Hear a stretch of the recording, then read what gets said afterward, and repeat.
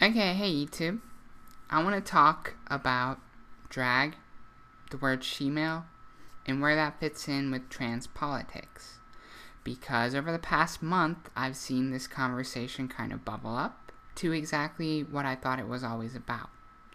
So for those of you who haven't been following at home, a couple weeks ago, RuPaul used the word shemale in a segment that was relatively tasteless, on RuPaul's Drag Race, which is a TV show on Logo.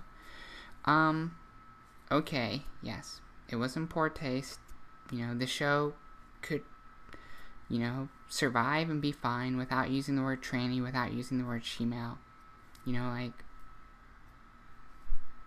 Yes, I agree with that. And, if all things said and equal, the world is probably a slightly better place if nobody uses the word tranny, nobody uses the word shemale. But, not everybody is going to share the opinion that we shouldn't use that word. And that's not the argument that most people are making, because really, the argument that people are making is that RuPaul shouldn't have used the word because RuPaul is a drag queen, and drag queens are not transgender. And transgender people are the ones who really deal with oppression, the ones who have to struggle to fight for equality and their rights, to get their birth certificates changed, to deal with the hassle of being trans, because drag queens just kind of do it for fun or whatever. Just like cross-dressers, right? Even though 56% of cross-dressers say that they would like to eventually transition, according to the National Transgender Discrimination Survey, which is the biggest survey that's ever been done to date of the gender non-conforming population. And while they used a narrow definition of transgender, they wanted to make sure that they hit a broad audience with the survey. So they included cross-dressers, they included drag queens, they included gender non-conforming, genderqueers, non-binary, all those kind of trans umbrella folks. Because while we don't have identical interests, we do have similar interests.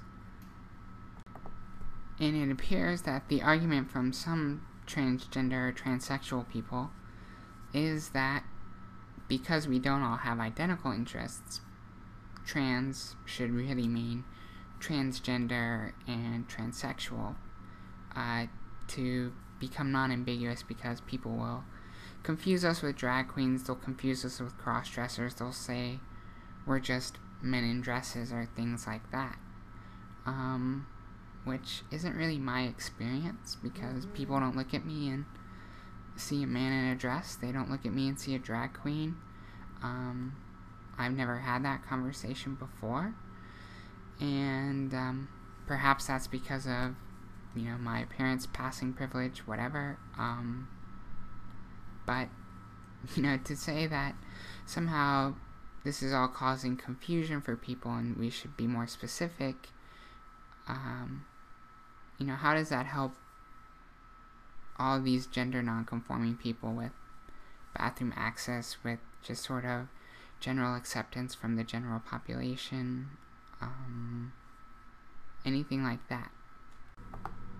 And meanwhile, there are actually trans people who are currently identifying as cross-dressers, who are identifying as drag queens, and yes, it might be a small percentage of them, but, saying, you're not trans, you don't belong with us, that's probably confusing for them.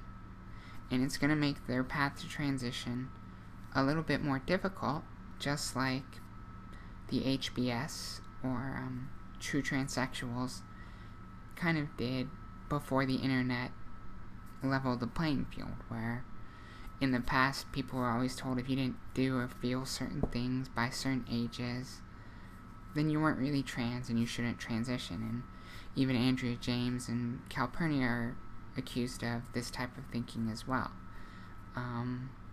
But people have summarily dismissed that type of perspective.